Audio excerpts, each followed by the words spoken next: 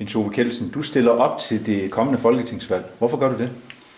Fordi Danmark har så voldsom brug for kristendemokratisk politik. Vi har været ude af Folketinget nu i en årrække, og i den periode er det gået langt ned ad bakke. Bare på familieområdet kan vi se, dengang vi var inde og markerede os der havde man familieministeriet, man havde en familieminister, man nedsatte en familiekommission.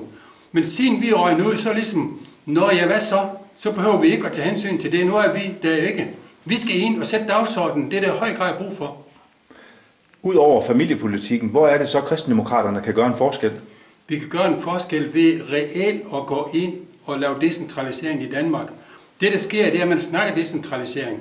Man prøver at tage op til en vi og siger, at vi vil også noget i udkanten. Men virkelighedens verden er, selv så sent som nu, i den seneste, der er et lovforslag på vej igennem systemet, hvor man vil give tilladelse til endnu større butikker i de store byer, som vil dræbe omkring 800 lokale forretninger, har en kommission undersøgt. Det er en kommissionsrapport, som ligger til grund for det her. Det erkender de.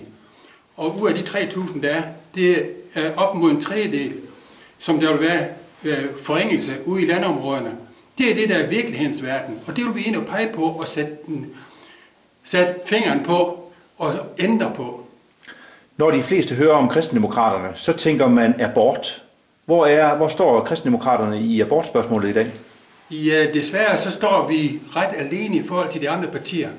For så sent som her i sidste måned, der fremlagde kristendemokraterne et forslag om, at man inden man fik abort, skulle have en rådgivning om, hvad det her det drejer sig om.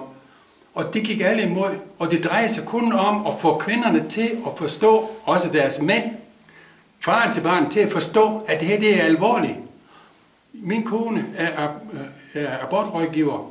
Hun har jævnligt en ung pige, telefonen, også en voksen kvinde, som er blevet klar over, hvor alvorligt det var med abort, og får psykiske og personlige problemer. Hvis hun havde fået den rådgivende information, inden hun fik abort, så havde hun uden tvivl fravalgt det.